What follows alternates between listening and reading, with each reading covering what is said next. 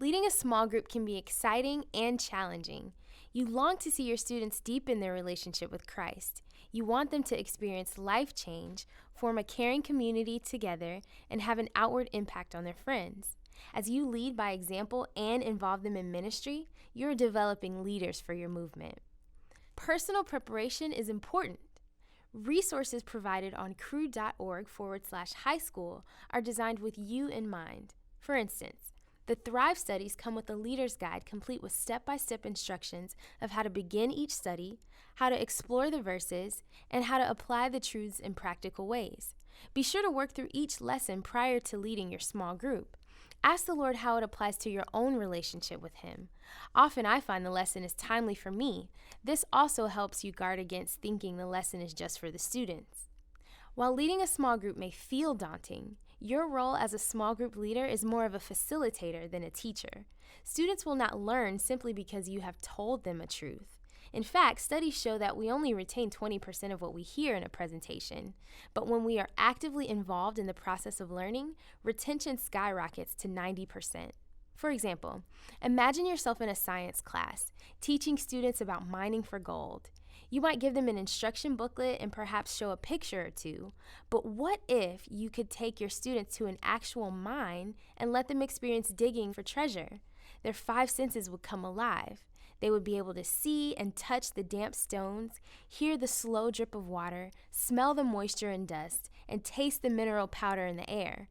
Once they discover gold for themselves, they will be motivated to keep digging for more. Similarly, knowing about God is different than being in relationship with Him. You want students' 5 senses to come to life as they dig into the character of God and into His Word to discover nuggets of truth for themselves and how to live the life God designed for them. Your time together is actually a time of discovery.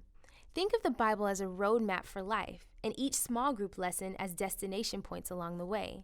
Asking questions will engage your students and will help them evaluate and personalize where they are in their walk with God. At the beginning of your study each week, briefly highlight topics you've already covered. Then launch into your time with an activity or discussion question that gets them thinking about the central truth you'll be studying together, something that will relate to their world.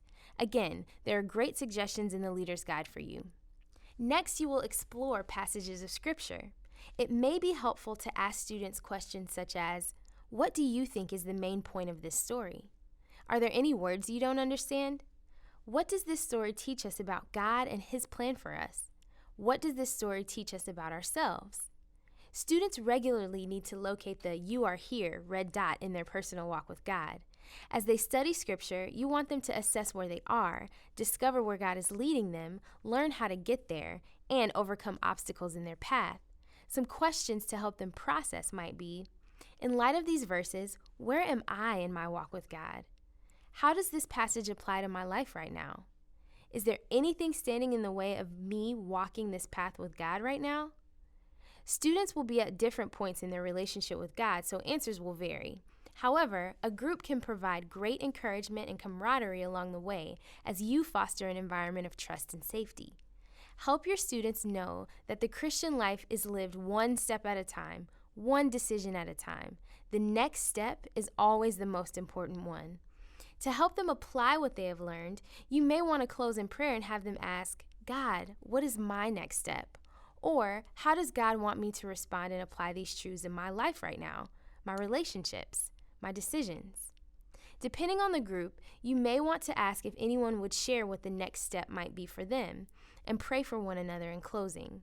Having students ask themselves these questions repetitively will build a great internal process they can use in their personal times alone with God.